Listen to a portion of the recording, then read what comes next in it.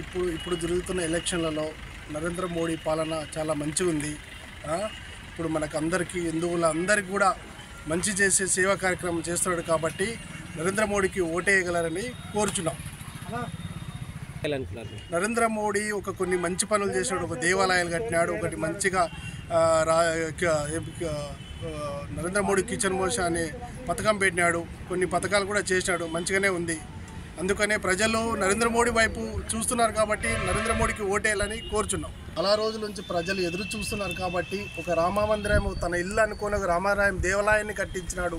ప్రజలకు ఎంతో సంతోషంగా ఉంది. వేలాది మంది ప్రజలు పోయి దర్శనం చేసుకుంటున్నారు కాబట్టి రామ మందిరం నిర్మించింది. ఎవరి వల్ల కాలేదు, ఏ ప్రధాని వల్ల కాలేదు కాబట్టి రామ మందిరం నిర్మించినారు కాబట్టి ఈరోజు నరేంద్ర మోడీకి ఓటేయాలని ప్రజలందరూ కోరుచున్నారు.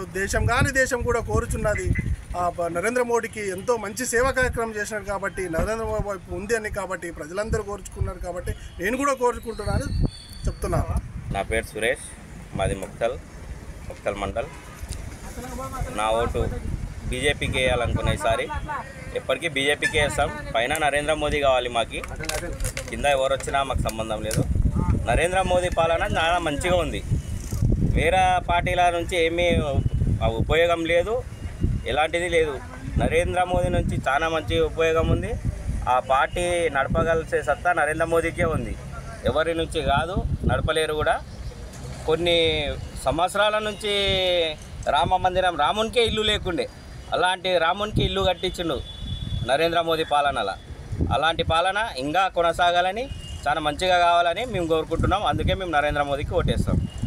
ఇప్పుడు జరుగుతున్న ఎన్నికల్లో ఖచ్చితంగా ప్రతి ఒక్కరు కూడా భారతీయ జనతా పార్టీకి ఓటేసి గెలిపించాల్సిన అవసరం ఉన్నది. ఎందుకనగా ఇంతకుముందు మనని దాదాపుగా కాంగ్రెస్ పార్టీ చాలా ఏళ్ళ పాటు పరిపాలించింది.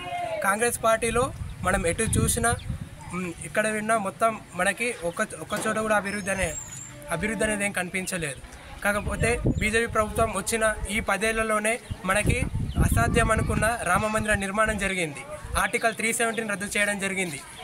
అందరు అంటుంటారు బీజేపీ కేవలం హిందువుల పార్టీ, హిందువులకు మాత్రమే సపోర్ట్ చేస్తుంది, హిందువుల శ్రేయస్సు కోసం మాత్రమే పనిచేస్తుంది అని అంటుంటారు. కాకపోతే మోడీ గవర్నమెంట్ ముస్లిమ్స్ మైనారిటీల కోసం కూడా త్రిపుల్ తలాక్ అనే చట్టం తీసుకొచ్చింది. అందరినీ తమలో కలుపుకొని దేశ శ్రేయస్సు కోసం ముందుకు వెళ్తున్న దేశం. మోడీ ప్రభుత్వం వచ్చిన తర్వాత మోడీ ప్రపంచ దేశాలతోనూ కూడా సంబంధాలు పెంపొందించాడు.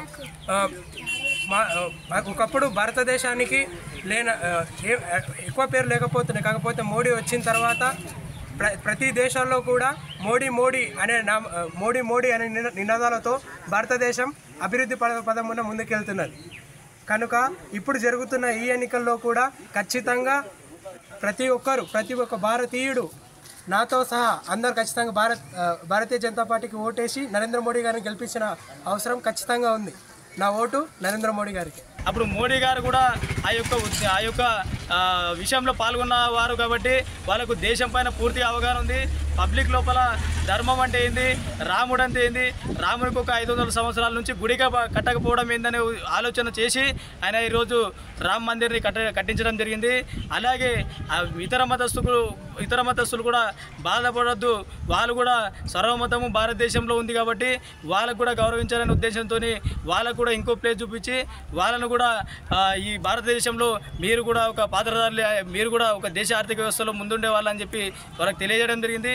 ఇంకో విషయం ముఖ్యంగా చెప్పుకున్నట్లయితే నేడు ఆర్టికల్ 370 రద్దు చేయాలని ముఖ్యంగా మోదీ గారు దృఢ సంకల్పం పెట్టుకున్నారు.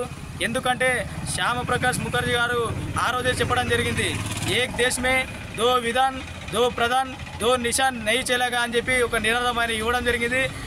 అదే నినాదాన్ని ఆయన మోడీ గారు దృష్టిలో ఉంచుకొని నేడు భారతదేశం గర్వించదగ్గ విధంగా అన్ని రాష్ట్రాలతో పాటు కాశ్మీర్ కూడా ఉండాలనే ఉద్దేశంతో నేడు ఆర్టికల్ 370ని రద్దు చేసిన ప్రధాని ఎవరైనా ఉన్నారంటే అది నరేంద్ర మోడీ గారే అని గర్వంగా చెప్పుకునే పరిస్థితి దేశంలో నెలకొంది. అందుకే మనం కూడా